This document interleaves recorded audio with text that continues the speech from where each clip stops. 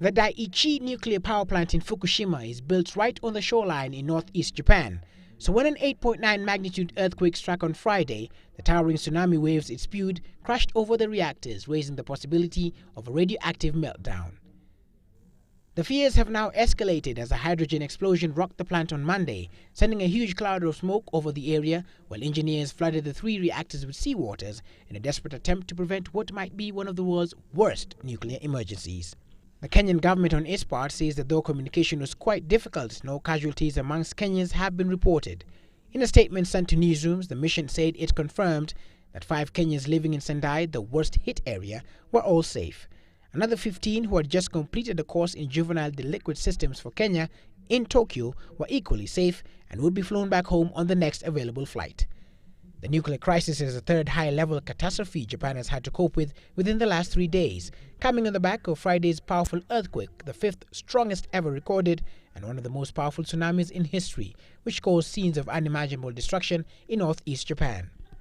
Worse still, temperatures have sunk to below 0 degrees, exposing survivors to extreme cold. At this moment, the water in many places has not subdued, and tens of thousands of people are still unaccounted for. Geologists say the quake shifted Japan's main island by 2.5 meters, approximately 8 feet, and moved the Earth's axis 10 centimeters, an equivalent to 2.5 inches. The question now is whether the catastrophe will spur other seismic changes in Japan, which has yet to emerge from its lost decades of stagnant growth, an aging population, and loss of international prestige following the collapse of an asset bubble in the early 1990s. The Tokyo Electric Power Company, TEPCO, is playing down any health risk, saying thick containment walls shielding the reactor cores have remained intact.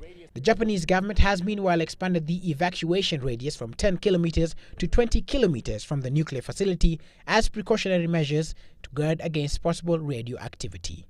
Willis Raburu, Citizen Live at 9.